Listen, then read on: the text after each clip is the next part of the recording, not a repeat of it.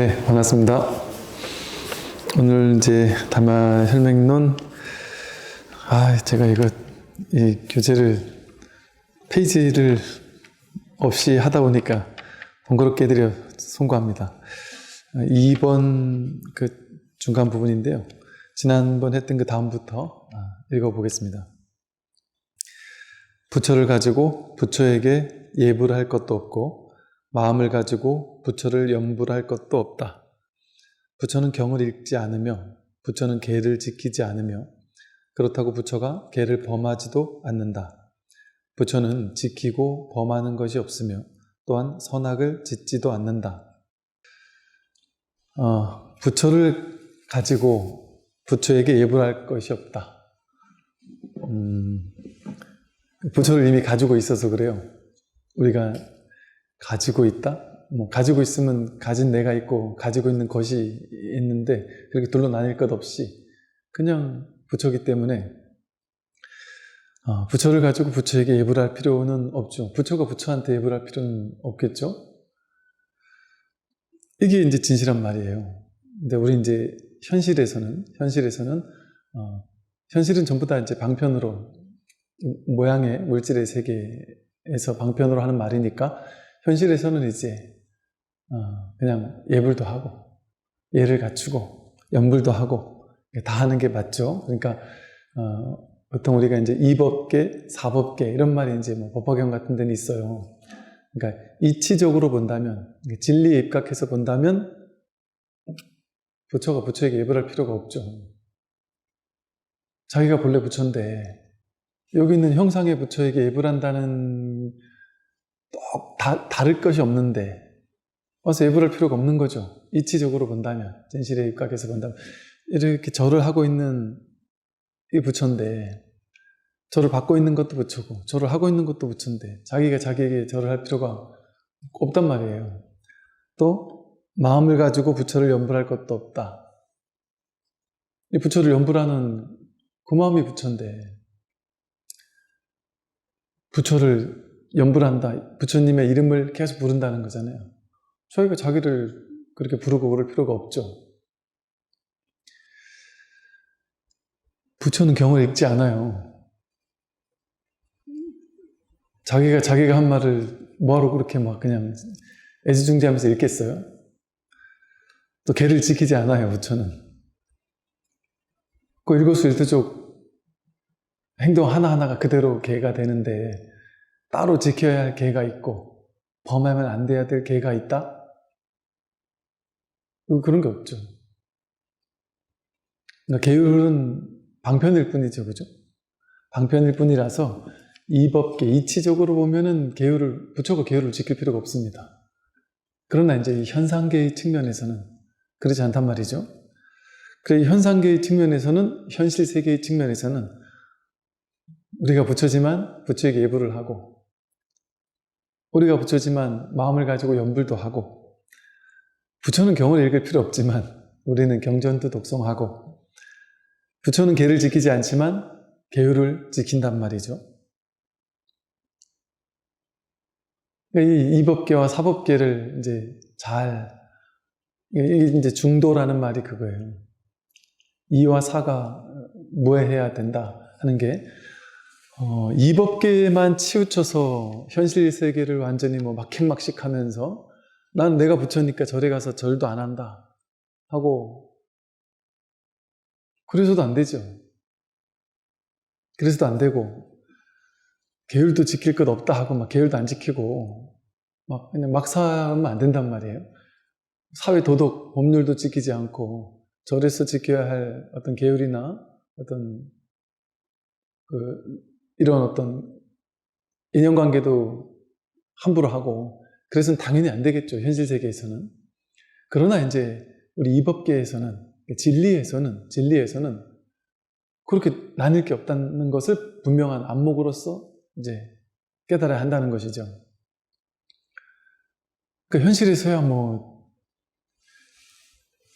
나이 많으신 분들을 우대해드리고 또 절에 먼저 온 사람들을 선배로서 존중해주고 부처님께 절을 하고 연불도 하고, 독경도 하고, 좌선도 하고, 또 심지어 뭐 기도도 하고, 절에서 하는 모든 것들이 전부 다 어떤 아름다운 전통이고 어떤 하나의 방법이잖아요. 근데 그 기복이라고 해서 무조건 욕할 필요만은 또 없는 것이 이제 이런 거예요.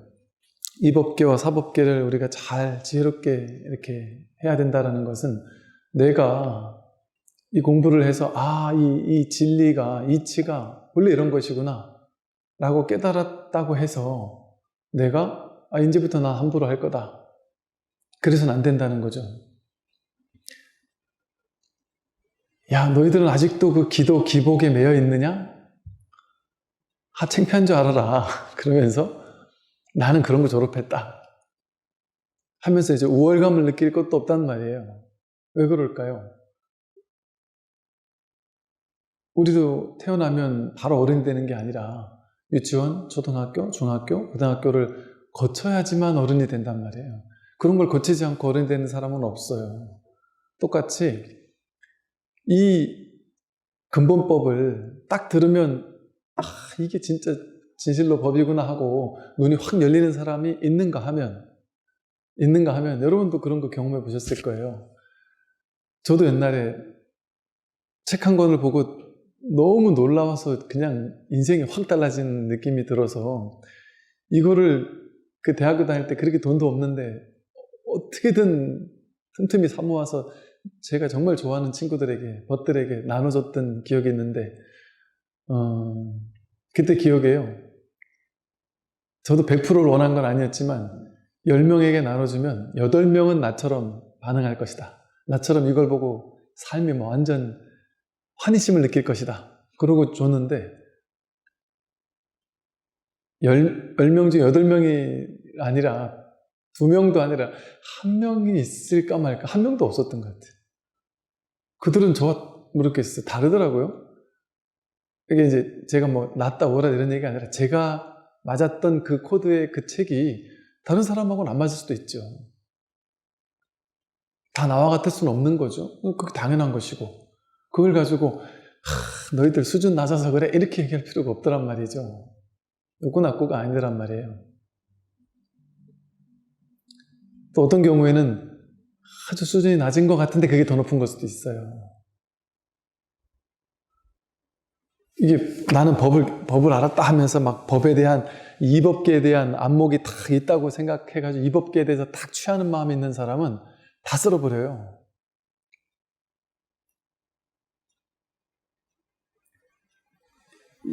예의 범절도 안 지키고 니나 붙여 나도 붙여 다 붙여인데 그런 게 어디 있느냐 하고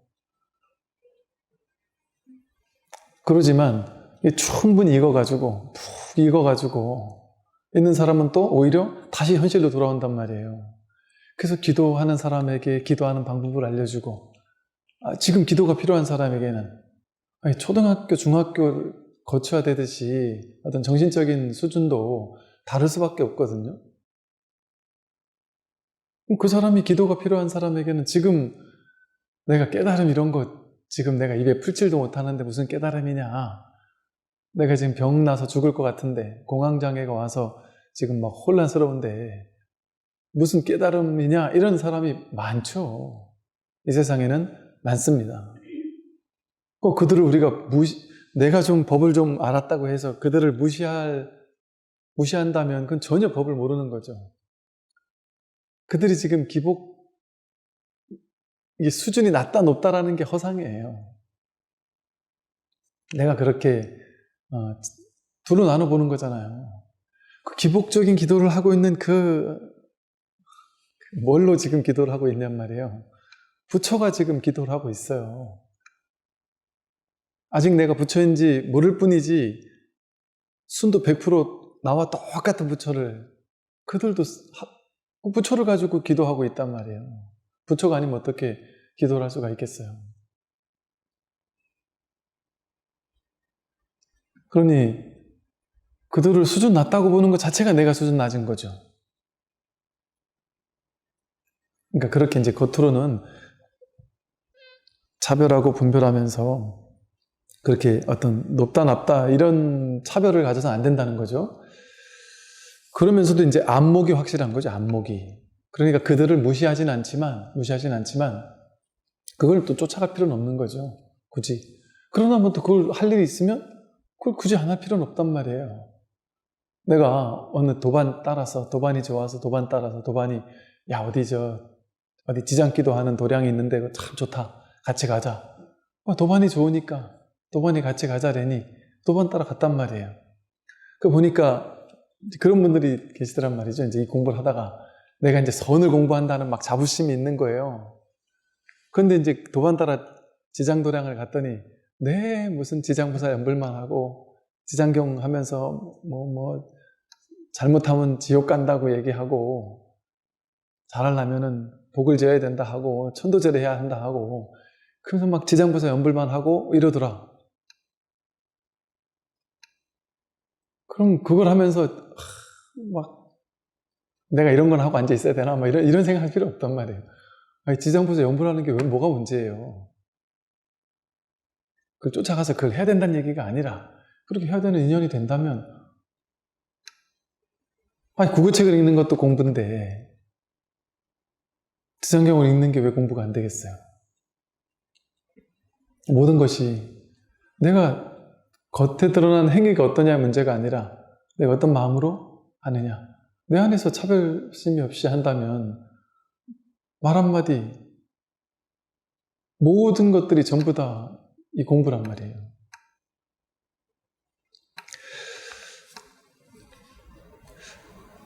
그래서 이 말뜻을 우리가 이제 잘 알아야 되죠. 부처를 가지고 부처에게 예불 할 게 없어요. 그러니까 반드시 예불을 안 하면 불자가 아니다.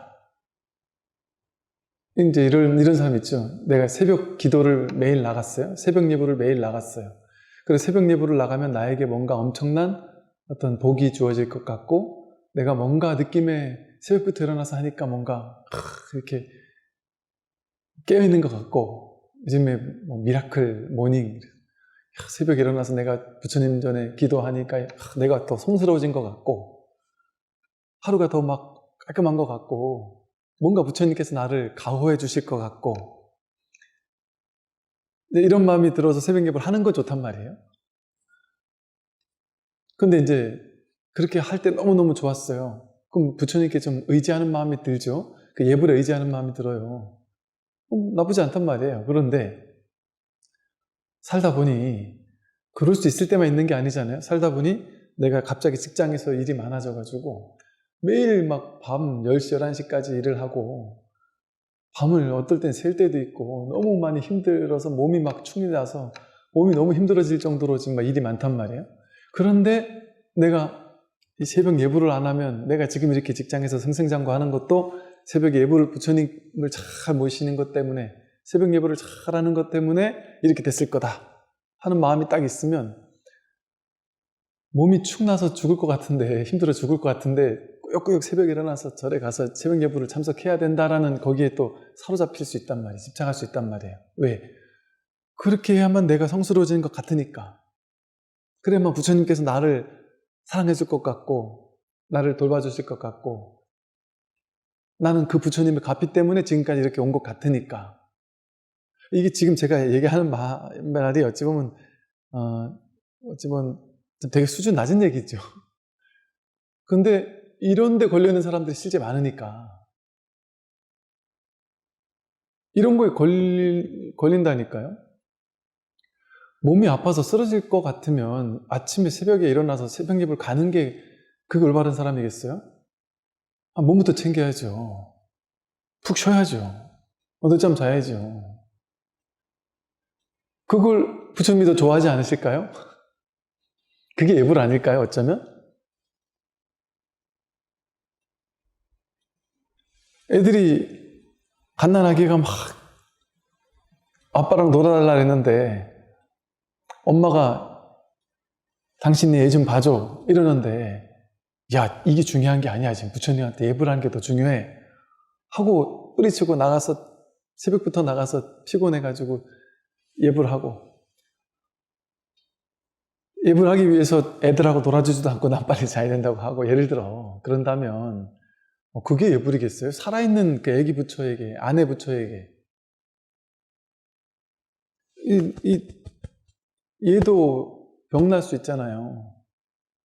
얘를 건강하게 이 부처님을 잘 시봉해야죠. 근데 이제 우리 관념에 새벽에 딱 일어나서 뭐 예를 들어 이게 틀리단 말이 아니에요. 좋단 말이에요. 좋은데 거기도 과도하게 집착해서 머물러 있으면 안 된단 말이죠. 거기에 어떤 성스러운 새벽 예보를 하고 안 하고의 성스러운 뭔가가 결정적으로 깃들어 있을 수가 있을까요? 그럴 수 없어요. 그러니까 저 말이 딱 맞다니까요. 우리 저 조사 스님, 인도에 있는 그 사에다 조사인가? 그 조사 스님 말에 그 조사 스님이 어떤 보니까 딱 근기가 되는데 이분이 그 지역의 이제 어른 스님이에요. 모든 스님들이 이분을 큰 스님으로 모시고 사는데, 그러니까 제자들을 만났는데 당신 너희들 스승은 어떻게 사느냐? 우리 스승은 철저하게 새벽에 일어나서 철저하게 하루 종일 기도, 연불, 기도 열심히 하고 늘 좌선하고 풀만 먹고 정말 아주 청정한 범행을 닦으면서 계율을 철저하게 지키는 행을 하고 있습니다. 그랬더니 이 조사 스님이 그건 도가 아니다. 그래가지고 깨달은 건 거리가 멀다. 이렇게 얘기를 하니까 너무 어이가 없는 거죠. 그걸 도라고 생각하고 살았던 사람들 입장에서는. 그래서 막 화를 내면서 어떻게 우리 스승을 이렇게 할 수가 있느냐고 막 뭐라 그랬단 말이에요. 그 얘기를 스승한테 가서 일러 바쳤어요. 근데 그 스승은 아는 거예요. 그 사람이 도인이구나. 그 사람을 쫓아가서 배워가지고 그 사람의 법을 받았단 말이에요. 근데 이 조사 스님이, 이 제자들이 막 험담하면서 우리 스승처럼 이렇게 청정범행을 닦는데 어찌 도가 아니라고 하십니까? 당신은 어떻게 삽니까? 우리 스승이 이렇게 철저하게 사시는데 당신은 어떻게 사십니까? 나는 철저하게 예불을 해야 된다라고 막 집착하지는 않지만 그렇다고 막 굳이 안 하지도 않는다. 앉아가지고 좌선해야 된다라고 막 철저하게 고집하지도 않지만 막 기도 수행을 열심히 해야 된다고 고집하지도 않지만 그렇다고 막 그냥 게으르게 노는 것도 아니다. 무조건 막 풀만 먹고 좋은 음식만 먹어야 된다 뭐 이런 생각을 하지도 않지만 그렇다고 막행막식하는 것도 아니다. 이런 식의 말씀을 하셨단 말이죠. 이게 중도예요. 아무리 좋은 거에도 아무리 옳은 거에도 걸려서 그것만이 옳다라고 그것만이 진리라고 집착해버리면 어떤 특정한 행위가 어떻게 그 행위 자체에 성스러움이 깃들 수 있겠어요. 마음의 성스러움이 있는 거지 예불하는 그 행위 자체에 성스러움이 있을 수 있겠습니까? 여러분이 1000배를 한다고 무조건 다 성스러우실까요? 사람 막 죽인 범죄자가 죽이고 나서 괜히 찜찜하니까 1000배 했으면 그러면 그 죽였던 죄가 다 사라질까요?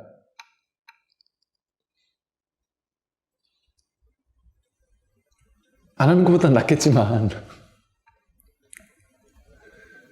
저라는 행위 이 자체의 청정함이 이 행위 자체에 청정함이 깃들어 있을까요? 이 행위 자체에 어떤 수행력이 깃들어 있을까요? 앉아있는 그 자체에 어떤 법이 들어있을까요? 말도 안 되는 소리잖아요. 절한다고 무조건 청정함? 이런 게 있겠어요?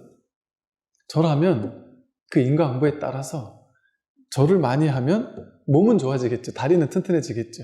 혹은 절을 계속 안 하던 사람이 갑자기 1000배 만배 하면 무릎 나가요. 무릎 병납니다. 진짜로. 그건 인과응보예요. 그 사람이 기존에 어떻게 살았냐에 따라서 갑자기 절을 많이 하면 그건 신심을 증명하는 게 아니에요. 우리 옛날에 그러고 살았잖아요. 저도 그랬어요. 가만히 생각하면 진짜 웃기는 일이죠. 아무리 내가 무릎이 아파도 3000배를 하는 게 무조건 신심 있는 거야. 그건 무조건 옳은 거야. 그런 생각이 있었다니까요. 너가 신심이 있다면 버텨가지고라도 무조건 3000배를 맞춰야지 그게 신심이지 무릎 아프다고 안 하는 건 그건 신심 없는 사람이야를 100% 믿었어요. 저도. 그게 맞는 줄 알았어요. 무릎 너무 아파가지고 못하면 그건 신심이 없는 사람이라고 욕했어요.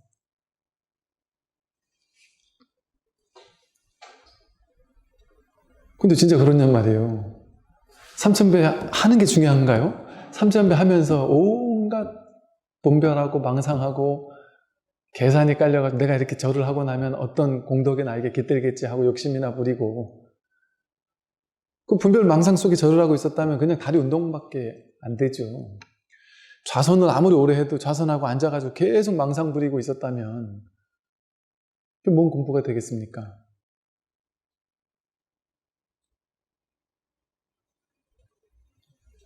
그러나 좌선 안 했어도 부처님 같은 스승을 만나서 오비구도 그랬고요. 사리불목건년, 사리불목건년의 2250명의 제자들 다 마찬가지예요. 가섭존자 법문 듣다 그냥 깨달았어요. 참선 안 했는데, 좌선 안 했어요. 연불도 안 했고 독경도 안 했어요. 예불도 안 했어요. 좋은 스승 만나서 깨달았어요. 이게 어찌 보면 좀 이게 인과가 아닌 것 같지 않나요? 가만히 보면 부처님을 만나냐 만나지 못하느냐도 이것도 참, 그러니까 경전에 그런 얘기가 있어요. 내가 복이 없어서 태어나 보니 부처님이 없는 시대, 태어나 보니 또 부처님이 없는 시대. 그래서 내 소망은 부처님 계시는 그 시대에 태어나서 부처님 법문 듣기를 소망합니다, 발언합니다, 이런 얘기들이 절절하게 경전 속에 나오거든요. 그런 얘기가 왜 나오겠습니까? 이 혈맹론에도 앞으로 계속 나오는 얘기가 뭐냐면요, 공부를 해야 된다, 공부를 해야 된다는데 어떻게 공부를 해야 되냐? 시급히 스승을 찾아야 된다, 이 얘기만 계속 나와요. 부처님도 스승을 만나는 게 깨달음의 반이 아니라 깨달음의 전부다, 이렇게 나온단 말이에요. 그러면 바른 스승 만나서 그 옆에 이렇게, 그 옆에서 하여간 내가 죽든 살든 거기 옆에 법문 듣는 거예요. 그럼 뭐 노력할 게 있습니까? 뭐가 있습니까? 근데 그런 복이 있다면 그것만으로 본인이 깨달을 수도 있단 말이죠. 삼천배 안 해도, 좌선 안 해도.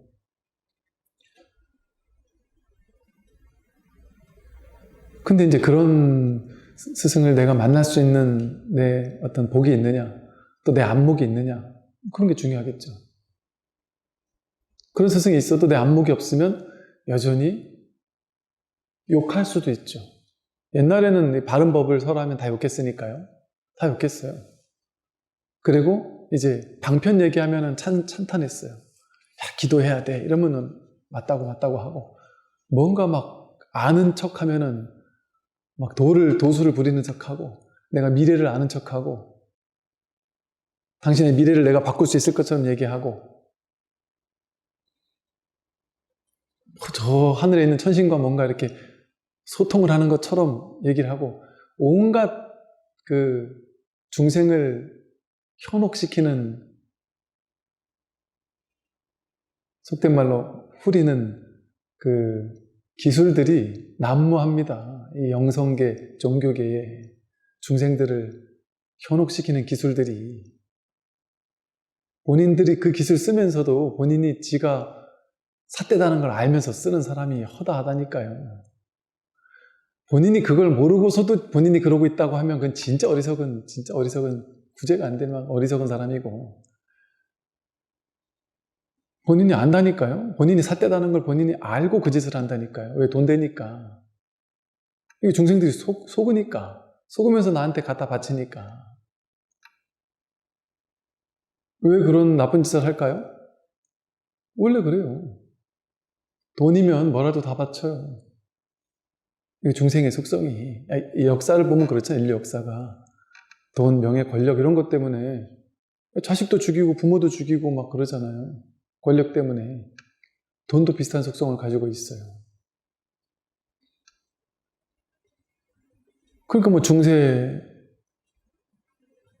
교황님들 중에도 보면 오죽했으면 나중에 교황을 막 이게 자세는 모르겠는데 너무 교황에 분노를 해가지고,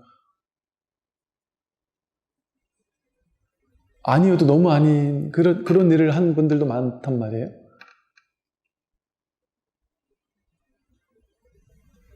그 최악이 이렇게 뭐 면제부 팔고 이런 것들도 그렇고, 거기만, 그쪽 종교만 그런 게 아니죠. 모든 종교가 마찬가지예요. 이거 가지고 장사하는 데가 얼마나 많겠습니까?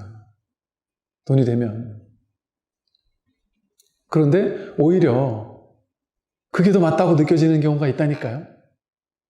그게 더 옳다. 그건 믿음이 간다. 그래서 사실은 이거 여러분, 진짜 불교는요, 영험이 뭐랄까, 어떻게 표현을 할까요? 많은 사람들은 진짜 부처님 가르침을, 불법을 딱 들려주면 안 들어요. 듣기 싫어해요. 그리고 반발해요, 반발.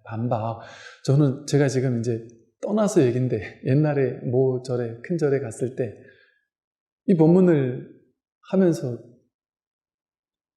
하도 기복적인 기도 이런 것만을 하던 분들이 많아서 좀 강력하게 얘기를 했죠. 하면서 기도, 기복, 그게 거기에만 지금까지 몇십 년 해왔는데 그거 가지고 되겠습니까? 그렇게 한다고 복이 주어집니까? 절에 가서 기도한다고 내가 뭐 만사형통 됩니까? 돈 벌고 뭐 병 낫고 뭐 다 100% 된다? 될 수도 있지만 안 될 수도 있는 게 그게 진실한 말 아닙니까? 그래가 불교 부처님 가르친 그게 아닙니다. 자기 마음 깨달아서 자기 마음이 자유로워지고 괴로움에서 소멸되는 거지. 와가지고 기도해가지고 막 이게 중요한 게 아닙니다 하고 강력하게 얘기를 했는데, 그때는 그분들이 저한테 별 얘기를 안 하시다가 나중에 시간 지나고 나서 저한테 그 얘기가 하시더라고요. 와, 스님 처음 왔을 때 진짜 신도님들 반발이 많았었다고. 뒤에서 욕한 사람이 엄청 많았었다고. 본인들도 되게 충격을 받아가지고 어떻게 스님이라는 사람이 저렇게 얘기할 수가 있느냐고. 그런 거 기복을 지금까지 막 기도하면 된다고 했던 분들은 다 틀리고 자기만 맞다는 얘기냐, 뭐 이런 거에서부터 시작해서 엄청 반발이 심했다 그러더라고요. 되게 막 불만이 많았었다 그러더라고요, 처음에. 그거 한 6개월 지나고 나서 이제 그 얘기가 사라졌다는 얘기를 뒤늦게 들었어요, 저도 뒤늦게. 그런 줄 알았으면 조금 살살 할 걸. 그러니까 그게 바뀌는데 한 6개월이 걸리더란 말이죠. 듣고 욕한다니까요. 듣고 욕하기, 그게 정상이죠, 어찌 보면. 듣고 욕할 수 있어요. 그분들 욕하려는 게 아니라 그럴 수 있어요. 우리의 안목에 따라서, 자신의 어떤 공부 안목에 따라서 자신의 마음이 얼마만큼 어떤 닫혀있느냐 열려있느냐에 따라서. 그러니까 바른 법을 전하는 절은 절마당에 풀이 한층 온다, 이런 얘기가 옛날부터 있어요. 사람들이 안 온다는 거죠. 근데 이제 막 기도하면 다 된다. 근데 부적 써줘가지고 이거 가져가면 다 된다. 이거 얼마에 팔고 뭐 어디 우리 절 뒤에 나오는 저 약수 저거는 그냥 약수가 아니다. 막 물통에 받아서 절에다 부처님 전에 올려놓고 이거 싸다. 이거 10만 원에 사가지고 가서 새벽에 딱 기도하고 먹어라. 이러면 병 낫는다. 예를 들어. 이게 더 쉽고 더 좋아한단 말이죠. 이거보다 이제 조금 더 이런 식으로 이제 다른 거 의지해가지고 다 낫는다 이래버리면 부적 써주고 막 이런 걸 한다면 좀 더 이제 낮은 수준의 방편이고, 근데 조금 더 수준이 올라간다면 이제 기도하고 수행하고 열심히 갈고 닦으면 된다. 열심히 갈고 닦을수록 더 잘 된다. 네가 안 된 거는 기도가 부족해서다. 자력적으로 자기 스스로에게 이제 막 뭔가 하라고 시킨단 말이에요. 그게 이제 수행의 종교였잖아요. 기복의 종교를 하다가 한 단계 넘어가면 이제 수행의 종교로 바뀌어가지고 수행 열심히 합니다. 거기도 계급이 나뉘어져요. 수행 열심히 하는 사람과 열심히 못하는 사람. 제가 학교 다닐 때 수련대회를 갔는데 그때는 제가 종교적인 우월감 같은 거가 제가 있었어요. 내가 학생들 중에 제일 종교적으로 뛰어나 이런 망상이 있었어요.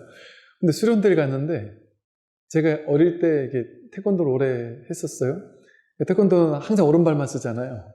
그래서 그런 것 같아요. 보니까 제가 이 척추가 이렇게 한쪽으로 이렇게 휘어져 있어가지고 참선을 오래 못하는 거예요. 오래 앉아있으면 막 여기 허리나 여기 척추가 막 끊어질 것처럼 아프더라고요. 나중에 이제 의사 선생님께서 어떤 한의사에게 저를 데리고 와서 보더니 그 한의사분이 되게 심플하게 저보고 거울 보고 딱 쓰라고 하더니 탁 보면서 왼쪽 어깨 오른쪽 어깨를 보세요 하는데 이게 탁 확연히 차이가 나는 거예요. 벌써 완전히 이게 뒤틀려 있다고 그 얘기를 하셔서 그때 처음 알았어요. 그러다 보니까 저는 오래 앉는 게 너무 힘들었거든요.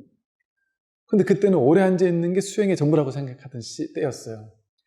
근데 제가 저보다 신심이 없다고 생각했던 친구가 저 앞에 앉아있고 수련대회를 하는데, 수련대 해봐야 맨날 참선만 하는데 저 앞에 앉아있고 저는 뒤쪽에 앉아있었는데, 와, 그때 그 충격과 그 비참함과 이 친구가 한번 딱 앉으면 허리를 꼿꼿이 앉은 상태에서 흐트러지질 않는 거예요. 전 뒤에서 허리가 끊어져 죽을 것처럼 해가지고 다리가 막 이 친구한테 지고 싶지 않아서 끝끝내 버티다가 발을 한번 난 바꾸고 그 다음에 또 한 번 바꾸고 했는데도 얘는 한 번도 안 바꾸는 거예요. 와, 그때 그 비참함. 내가 쟤보다 못하구나. 그게 공부의 전부인 줄 알았단 말이에요. 그 막 밥 먹듯이 1000배, 3000배 하는 사람들은 와, 아주 우월한 사람이라고 생각했단 말이에요. 이제 그런 단계를 이제 또 거쳐간단 말이죠. 그 수준에 딱 머물러 있는 사람은 그냥 수행만이 하는 게 최고예요. 수행만이 시키는 게 최고고, 그런 사람들한테 수행 필요 없다 예를 들어 이렇게 얘기를 하면 저 중놈이 이상한 놈이네 이렇게 생각하기 쉽죠, 당연히. 근데 이제 지금에 와서는 이제 처음엔 이제 거기에 과도하게 치우쳐 있는 사람을 깨뜨려주기 위해서 그게 아니다라고 제가 강하게 얘기를 했었는데, 이제 와서는 그게 아니다라고만 자꾸 하니까 이제 그거는 교정이 됐는데, 많은 분들이 이제 오히려 이 근본법이 최고야, 선이 최고야, 기복이나 수행은 아무것도 아니라고 또 마음에서 무시하는 사람들이 많이 생기더란 말이죠. 그러니까 또 그것도 아니다라고 또 깨주는 거예요.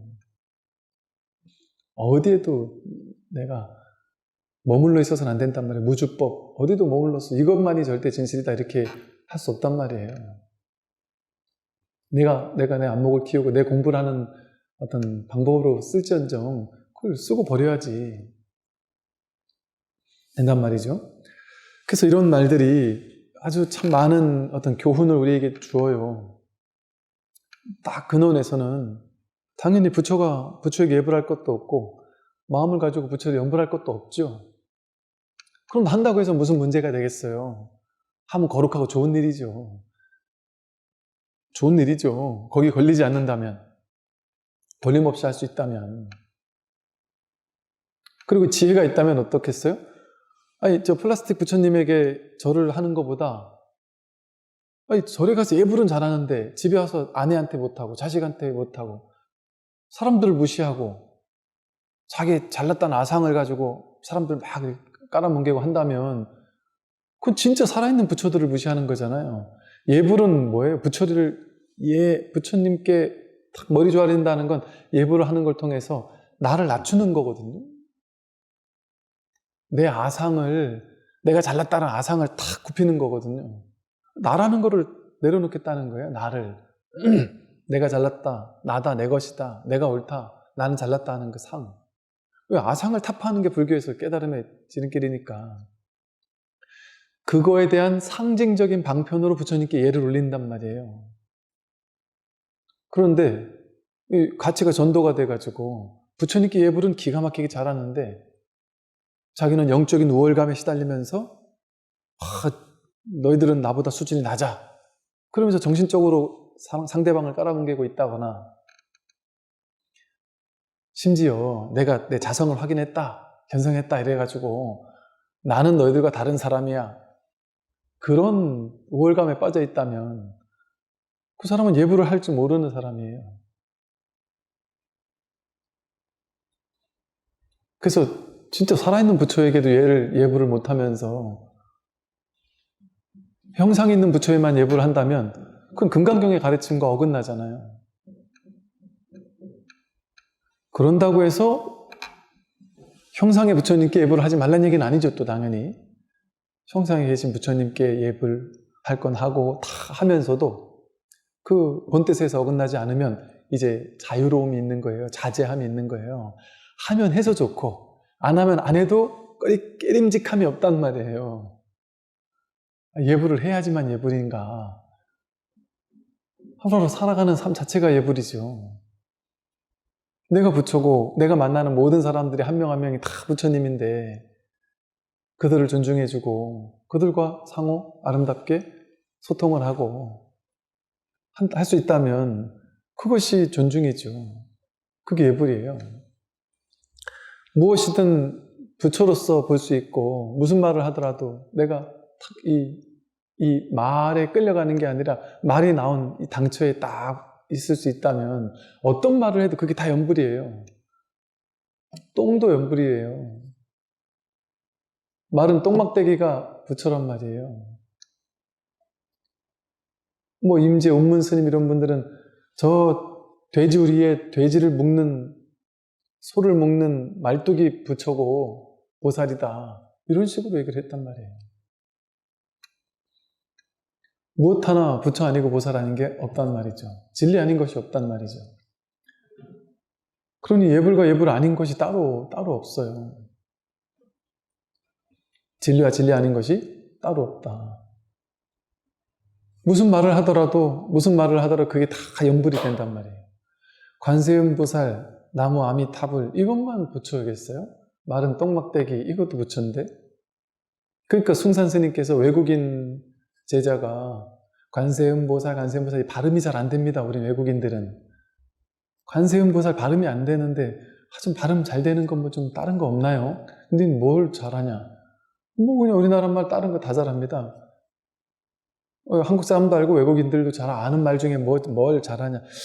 예를 들면 뭐 코카콜라 뭐 이런 거는 다 알잖아요. 너는 그러면 관세음보살 하지 말고 코카콜라 연불해라. 그것도 연불이다. 이게 이해가 가세요? 코카콜라가 연불이라니까요. 나무 아미탑을 반복해서 하는 것과 코카콜라 반복해서 하는 게 다르지 않다니까요. 성모 마리아 하는 게 다르지 않아요. 말의 내용을 쫓아가면 다르지만 말의 내용을 쫓아가지 않기 위해서 하는 게 연불이거든요. 말에 속지 않기 위해서 하는 거예요. 다를 게 없잖아요. 코카콜라. 이게 부처죠. 관세음보살 이것만 부처가 아니라. 그래서 부처를 가지고 부처에게 예불할 것도 없고 마음을 가지고 부처를 연불할 것도 없다. 부처는 경을 읽지 않으며 부처는 계를 지키지 않으며 그렇다고 부처가 계를 범하지도 않는다.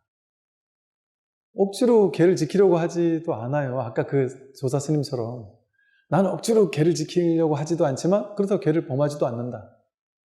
계라는 게 따로 없단 말이에요. 여러분 불교의 계가 다른 종교와 다른 점이 하나 있죠. 다른 종교는 제가 다른 종교 만나보니까 저도 그걸 보고 사실 좀 깜짝 놀랐어요. 그 계율이 절대적이 돼요. 술 마시지 말아라 이러면은 술을 한 모금이라도 입에 대자마자 계를 범한 거예요. 대자마자 내가 악을 지은 거예요. 내가 악행을 한 거예요. 나는 이제 선과 악에서 악을 택한 거예요. 나는. 그러니까 악인이 돼버린 거예요. 맥주 한 잔을 마시자마자 악이 돼버린 거예요. 그러니까 이분들은 이게 실질적인 악이니까, 고정적인 악이니까 예를 들면 이런 게 궁금하죠. 그러면 과일주가 발효돼가지고 술이 되면 발효되기 전과 발효되기 후, 발효되기 전은 술이 아니잖아요. 그러니까 내가 발효되기 전에 먹어도 죄가 안 되는데 발효되고 나면 먹으면 죄가 돼요. 그럼 발효될락 말락 하는 그때 먹으면 이게 죄인가요? 아닌가요? 이런 게 되게 중요한 거예요, 이제. 기도하면서 음식 먹을 때 기도하는 게 절대 진실이면 음식 먹는데 기도를 안 하면 큰일 나는 거예요. 근데 그게 맞냔 말이에요. 그러니까 실제로 그렇대요. 그 성직자분들도 뭐 대충 한 1,000원 밑으로는 기도 안 하고 먹고 1,000원 이로는 기도하고 먹는다. 이게 뭔가 기준을 정해야 되니까 물 먹으면서도 기도하고 먹을 수 없잖아요. 그 대충 정한 거 아니에요, 그게. 본인들도 어쩔 수 없어요. 대충 정할 수밖에 없어요. 왜? 그게 절대 진실이 아니기 때문에 그래요. 기도 안 하고 먹는 게 죄가 되면은 아니, 사탕 하나 먹어도 기도하면서 먹어야죠. 절대죄라면, 그게 모이면 큰 죄가 되는 거니까. 근데 그게 절대일 수가 없는 거죠. 절대선 절대악이라는 게 어떻게 있을 수 있겠어요. 그런데 불교의 계율은 다른 점이 술 마시지 말아라.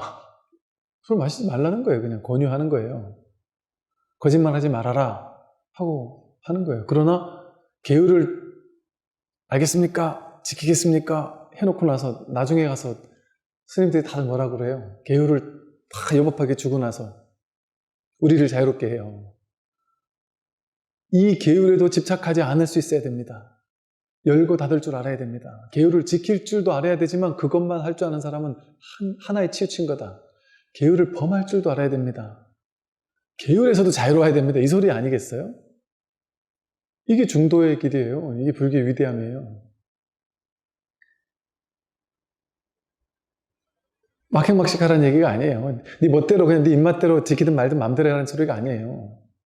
여기 걸리지 말란 것이지. 그 계율을 방편으로 삼아 마치 밀림에 가면 참선하려고 앉아 있어도 막 주변에 독사가 들끓거나 막 사자 호랑이가 막 나를 잡아먹으러 오거나 할 수도 있잖아요. 예를 들면. 근데 울타리가 딱 쳐져 있으면 집이 딱 하나 이렇게 쳐져 있으면 그 안으로 나를 해코지할 만한 다른 짐승들이 안 들어오면 내가 평화롭게 앉아서 참선하는데 큰 도움이 될 거 아니에요. 그것과도 같은 게 계율이에요. 도움을 준단 말이죠. 공부하는 사람들에게. 그러나 그게 절대라고 할 수 없단 말이에요. 절대라고 할 수는 없다. 그러니까 큰 스님들은 이렇게 말하죠. 처음에는 내가 계율을 지켜야 되지만 나중에는 계율이 나를 따라온다. 계율에 이제 더 이상 묶이지 않는 거예요. 그러니까 옛날 큰 스님들 이야기들 보면 어때요? 정말 자유자재하게 사시죠. 뭐 근세 무슨 춘성 스님 같은 분도 저 의정부 저 도봉산 이런 데 계시다가 늘 산을 내려와가지고 시장통에 가서 국밥 달라 해가지고 막걸리하고 같이 먹으면서 시장에서 그 사람들하고 같이 얘기 나누고 그러면서 교화를 했다는 거죠.